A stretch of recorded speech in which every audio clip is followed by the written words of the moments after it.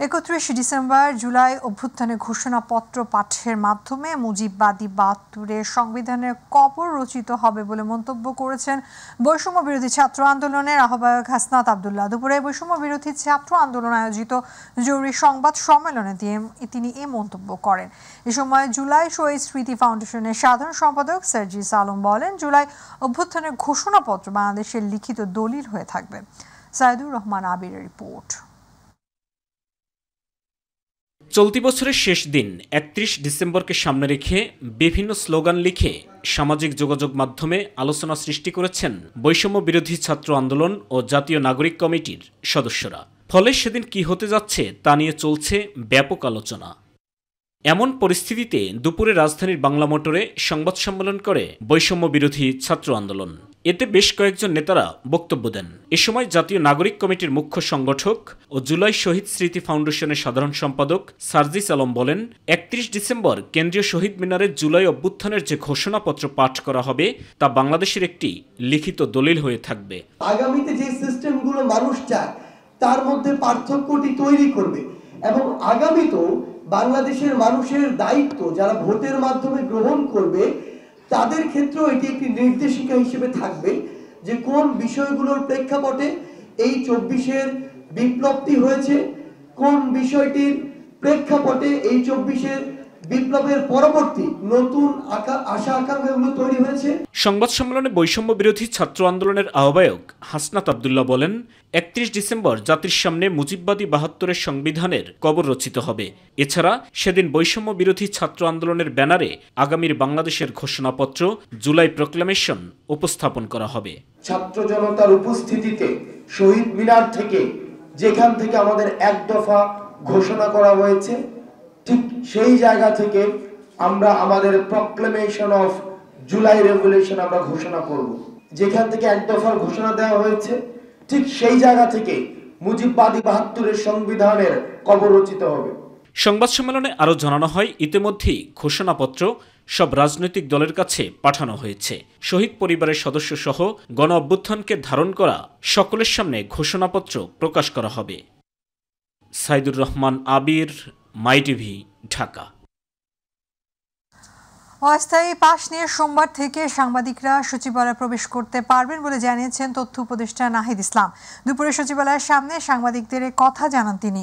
এদিকে দুপুরে নিজ মন্ত্রণালয়ের সচিবালয় রিপোর্টার্স ফোরামের একটি প্রতিনিধি দলের সাথে বৈঠককালে সচিবালয়ে সাংবাদিকদের প্রবেশের বিষয়টি নিশ্চিত করেন স্বরাষ্ট্র উপদেষ্টা। আরও জানাচ্ছেন রাকিব হাসান। সচিবালয় অগ্নিকাণ্ডের পর নিরাপত্তার স্বার্থে সাংবাদিক সহ সকল বেসরকারি ব্যক্তিবর্গের জন্য ইস্যুকৃত অস্থায়ী প্রবেশ পাস বাতিল করে আদেশ জারি করেছে স্বরাষ্ট্র মন্ত্রণালয়। এই আদেশ জারির একদিন পর মত পরিবর্তন করল সরকার। তথ্য উপদেষ্টা নাহিদ ইসলাম জানান, সোমবার থেকে অস্থায়ী পাস নিয়ে সচিবালয়ে প্রবেশ করতে পারবেন সাংবাদিকরা।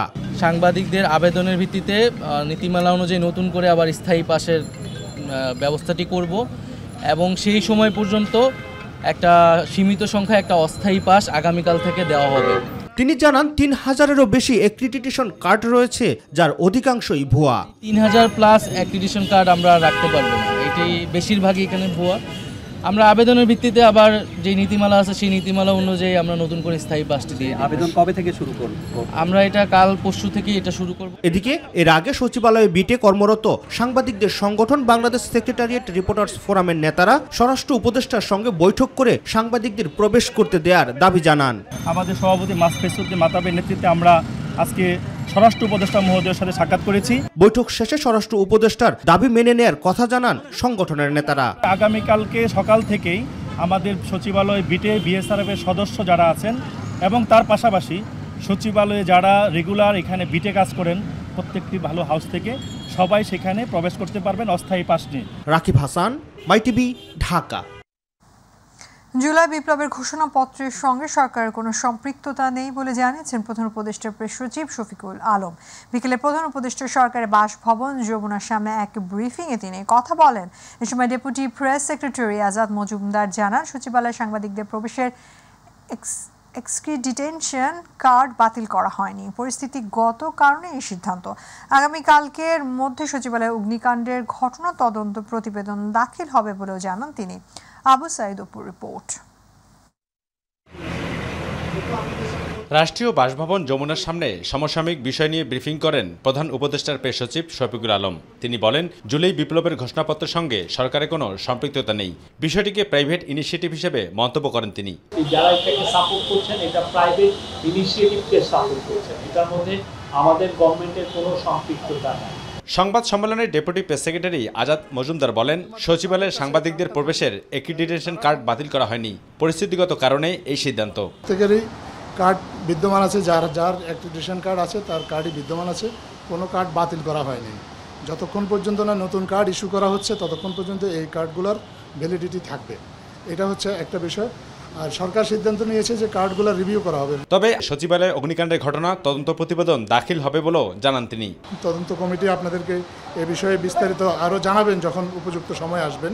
একেবারে সঠিক ফলাফলটা পাওয়ার জন্য বাংলাদেশের বাইরে থেকে এই আলামতগুলো যদি পরীক্ষা নিরীক্ষা করা হয় তাহলে এ বিষয়ে নিঃসন্দেহ হওয়াটা ওনাদের জন্য সহজতর হবে। অবুসেদ অপু, মাই টিভি, ঢাকা। সাংবাদিকদের প্রেস। আওয়ামী লীগের প্রেতাত্মাদের বহাল রেখে সংস্কার করা সম্ভব নয় বলে মন্তব্য করেছেন বিএনপির স্থায়ী কমিটির সদস্য মির্জা আব্বাস। সিনিয়র যুগ্ম মহাসচিব রুহুল কবির রিজভী আহমেদ বলেছেন, গণতান্ত্রিক ঐক্য বিনষ্ট করতে দু একটি রাজনৈতিক দল খোলা পানিতে মাছ শিকারের চেষ্টা করছে। রাজধানীতে আলাদা অনুষ্ঠানে বিএনপি নেতারা এসব কথা বলেন। ইউসুফ আলী রিপোর্ট। রাজধানীর একটি কমিউনিটি সেন্টারে সাংবাদিকদের সাথে মতবিনিময় সভার আয়োজন করে ঢাকা মহানগর দক্ষিণ বিএনপি। ঢাকা মহানগর দক্ষিণ বিএনপির পক্ষ থেকে আপনাদেরকে শুভেচ্ছা জানাচ্ছি। সবাই বিএনপির স্থায়ী কমিটির সদস্য মির্জা আব্বাস বলেন, ফেসিবাদের মাথা চলে গেলেও লেজ দেশে থাকায় একের পর এক সমস্যা তৈরি করছে। সংস্কারের কথা বলছেন, করেন, আমাদের কোনো আপত্তি নেই, যতটুকু লাগে করেন, কিন্তু যথাসময়ে দেশের মানুষের প্রত্যাশা অনুযায়ী নির্বাচন দেবেন। কিন্তু তার আগে হাসিনা চলে গেছে, কিন্তু তার তারা সব রয়ে গেছে। আমার সামনে এখন 8 জনের নাম আছে, সবাই সচিব হিসেবে মন্ত্রণালয়ে অবস্থান করছে।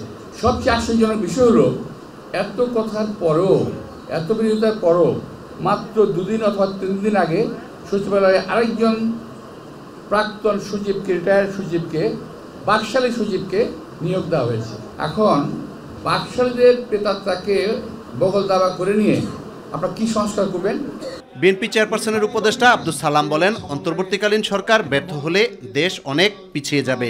ফ্যাসিবাদ নতুন করে আসার জন্য চক্রান্ত করছে, কাজে হয়তো সেটা যদি হয়ে যায় তাহলে কিন্তু আমছালা সবই যাবে। জুলাই আগস্ট আন্দোলনে হতাহত রিকশা, ভ্যান ও মোটর শ্রমিক এবং স্বজনদের সাথে নিয়ে বিএনপির প্রতিষ্ঠাতা ও সাবেক রাষ্ট্রপতি জিয়াউর রহমানের মাজারে শ্রদ্ধা নিবেদনের পর দলের সিনিয়র যুগ্ম মহাসচিব রুহুল কবির রিজভী আহমেদ বলেন, বিএনপির বিরুদ্ধে শুধু প্রতিবেশী দেশ নয়, দেশের অভ্যন্তরেও ষড়যন্ত্র চলছে। আপনারা 5ই আগস্টের পর কি বললেন? ভারতের সাথে আপনারা সম্পর্ক উন্নয়ন করবেন, ভালো কথা, আমাদের আপত্তি নেই।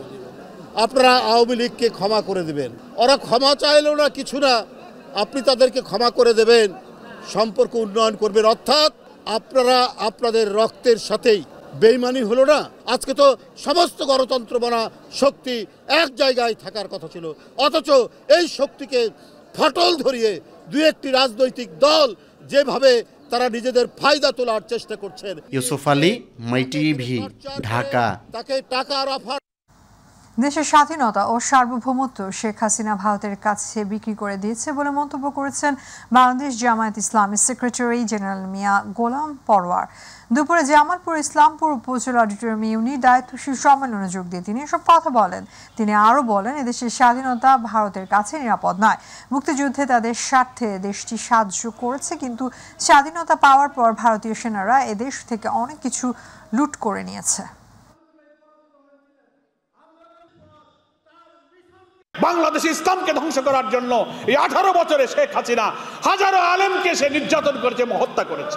এর হাতে ধর্মীয় মূল্যবোধ নিরাপদ নয়, গণতন্ত্র নিরাপদ নয়, স্বাধীনতার সার্বভৌমত্ব তো সে একেবারে ইন্ডিয়ার কাছে বিক্রি করে দিয়েছে। বাংলাদেশের 16 ডিসেম্বরের বিজয়, এটা বাংলাদেশের মুক্তিকামী স্বাধীনতাকামী মানুষের বিজয় হয়েছে সেদিন। অথচ মোদি 16 ডিসেম্বরকে সে ইংরেজিতে যে স্টেটমেন্টটা দিয়েছে, টুইটার করেছে, সে এটাকে বাংলাদেশের বিজয় বলেনি। দিস ইজ ইন্ডিয়াস ভিক্টরি, এটা হচ্ছে ইন্ডিয়ার বিজয়। স্থানীয় সরকার ও বিভিন্ন প্রতিষ্ঠানের মধ্যে আন্তঃসম্পর্ক তৈরি না হওয়া এগুলো কার্যকর ভূমিকা রাখতে পারছে না বলে মন্তব্য করেছেন স্থানীয় সরকার সংস্কার কমিশনের চেয়ারম্যান অধ্যাপক ডক্টর তোফায়েল আহমেদ। দুপুরে চট্টগ্রাম আয়োজিত স্থানীয় সরকার সংস্কার বিষয়ক এক মত বিনিময় সভায় প্রধান অতিথির বক্তব্যে তিনি কথা বলেন। মত বিনিময় সভায় বক্তব্য রাখেন চট্টগ্রাম বিভাগীয় কমিশনার ডক্টর মোহাম্মদ জিয়াউদ্দিন। সবাই নির্বাচন ব্যয় কমানো না ভোটের বিধান, আগে স্থানীয় সরকার নির্বাচন, স্থানীয় সরকারে এমপি মন্ত্রীদের ক্ষমতা হ্রাস করা সহ নানা প্রস্তাবনা আসে। পোস্ট গ্রাজুয়েট ট্রেনিং চিকিৎসকদের ভাতা ৩৫,০০০ টাকা করার সিদ্ধান্ত নিয়েছে সরকার, তবে সেটি চালু হবে আগামী বছরের জুলাই মাস থেকে। আপাতত ৩০,০০০ টাকা করে ভাতা পাবেন চিকিৎসকরা।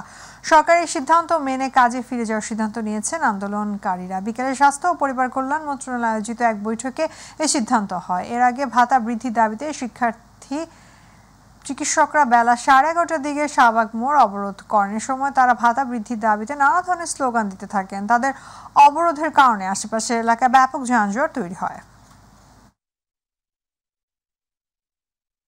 জামালপুরে ব্রহ্মপুত্র নদে গোসল করতে নেমে 3 স্কুল শিক্ষার্থীর মৃত্যু হয়েছে। বিকেলে শহরের ছনকান্দা এলাকায় ব্রহ্মপুত্র নদে একই এলাকায় 6 থেকে 7 জন গোসল করতে যায়। এ সময় সবাই গোসল শেষে নদ থেকে উঠে এলেও রাহি, আফিফ ও রুশমান নিখোঁজ হয়। খবর পেয়ে ফায়ার সার্ভিসের ডুবুরি দল ঘটনাস্থলে গিয়ে প্রায় 1.5 ঘন্টা অভিযান চালিয়ে 3 জনের মরদেহ উদ্ধার করে। জামালপুর সদর উপজেলা নির্বাহী কর্মকর্তা জিন্নাত শহীদ পিঙ্কি ঘটনাস্থল পরিদর্শন করে জানান, 3 জনের মৃত্যুর ঘটনায় তদন্ত কমিটি গঠন করা হবে এবং নিহতদের পরিবারকে প্রয়োজনীয় সহায়তা প্রদান করা হবে।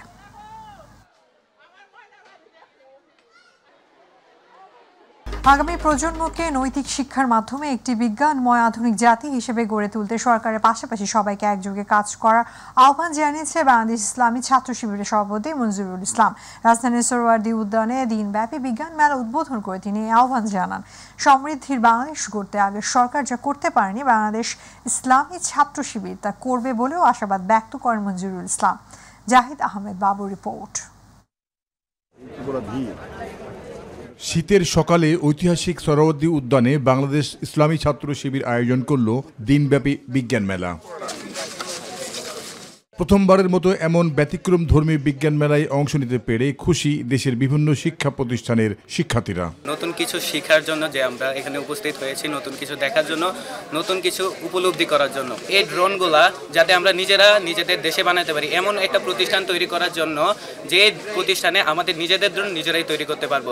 শিবির যে সায়েন্স ফেস্টের আয়োজন করছে ইবনে হাইসামকে উৎসর্গ করে, সেটা হলো মুসলমানদের যে বিজ্ঞানের ধারণা অথবা মুসলমান যে বিজ্ঞানের অগ্রযাত্রা এগিয়ে ছিল সেটা যাতে কোনোভাবে পিছিয়ে না যায়, সেক্ষেত্রে বর্তমানে তারা যে মেলা আয়োজন করছে সেই মেলাতে আসলে আমি অনেক অংশগ্রহণ করতে পেরে খুশি। তারা জানান, এর মাধ্যমে জ্ঞান বিজ্ঞানের উৎকর্ষ সাধনে নিজের প্রতিভাকে মেলে ধরার সুযোগ সৃষ্টি হয়েছে।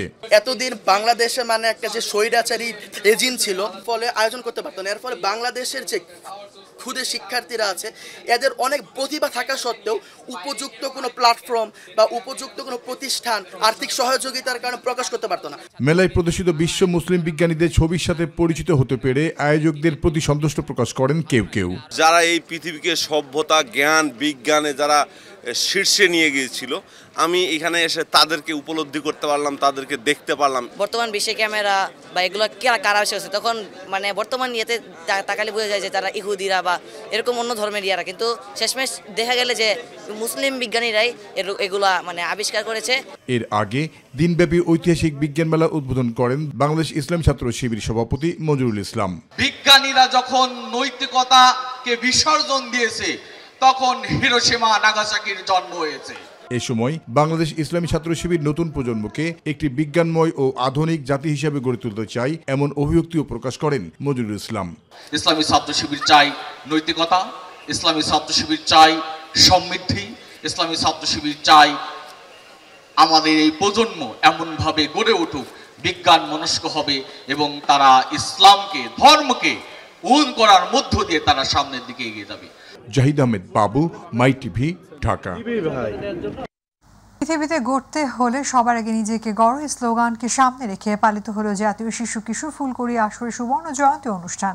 রাজধানী ডিপ্লোমা ইঞ্জিনিয়ার্স ইনস্টিটিউটে ঢাকা মহানগর দিশারি শাখা কর্তৃক আয়োজিত অনুষ্ঠানের প্রধান অতিথি ছিলেন ঢাকা বিশ্ববিদ্যালয়ের ভিসি প্রফেসর নিয়াজ আহমেদ খান। অনুষ্ঠানের সাংস্কৃতিক পরিবেশনা পাশাপাশি মাইন্ড ম্যারাথন প্রদর্শন ও পুরস্কার বিতরণ করা হয়।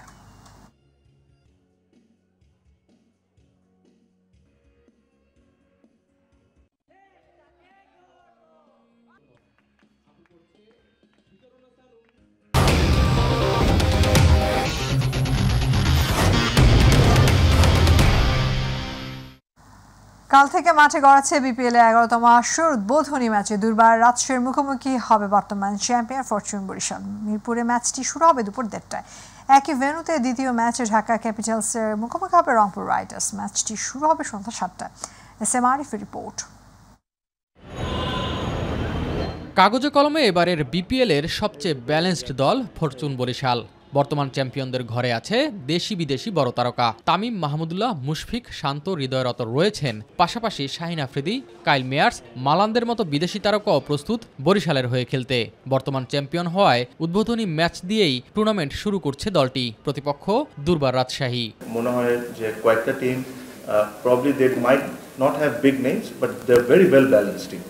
সো এটা খেলা যখন একবার শুরু হবে তখন আমরা আসলে বুঝতে পারবো যে আসলে কার স্ট্রেংথ বা কোন টিমটা কোন জায়গায় আছে। 3 আসর পর আবারও বিপিএলে ফিরে রাজশাহী। নতুন ফেরার মিশনে দলে রয়েছে একদল তরুণ। অভিজ্ঞ বলতে তাসকিন, বিজয় আর আকবর আলী। বিদেশি তারকাও খুব একটা সমৃদ্ধ নয়। দলে তরুণদের সংখ্যাই বেশি। অনেকেই রয়েছেন যারা জাতীয় দলে খেলছেন না। আমি তাদেরকে বলেছি টুর্নামেন্ট উপভোগ করতে। ফ্রাঞ্চাইজি পরিবর্তনে এগিয়ে থাকা ঢাকা এবারও নতুন নামে। মেগাস্টার শাকিব খানের দলটির নাম ঢাকা ক্যাপিটালস। আসরে সবচেয়ে বেশি উন্মাদনা ছড়িয়েছে দলটি। উদ্বোধনী দিনে তাদের প্রতিপক্ষ রংপুর রাইডার্স। আমাদের দলটি ভারসাম্যপূর্ণ, সবাই প্রস্তুত মাঠে নামার জন্য। আশা করি অন্যদের চ্যালেঞ্জ জানাতে পারবো। এবারের আসরে বড় দুটি দলের মধ্যে একটি রংপুর রাইডার্স। সম্প্রতি চ্যাম্পিয়ন্স লিগ জিতে রয়েছে আলোচনায়ও। দেশি বিদেশি তারকায় ঠাসা ব্যালেন্সড দল হিসেবেই মাঠে নামবে তারা। SM আরিফ, মাই টিভি, ঢাকা।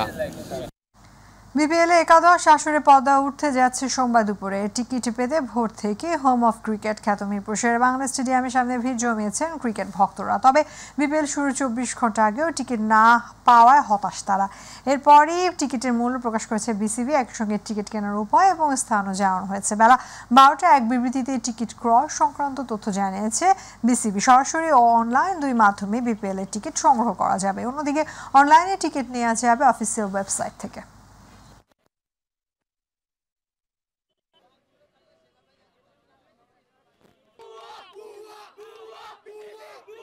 খেলার আগের দিন অফলাইনের টিকিট পাওয়া যাবে মিরপুর 1 নম্বর গেটে, ধানমন্ডি কিছু পাওয়া যাবে, উত্তরাতে কিছু পাওয়া যাবে, ব্রাঞ্চে পাওয়া যাবে। তাহলে এই ব্রাঞ্চের টিকিটগুলো কোথায়? তাহলে 5টা থেকে এখন বাজে কয়টা? আপনার 10টা 51। খেলা আমরা না দেখলে দেখবে কারা? আমাদের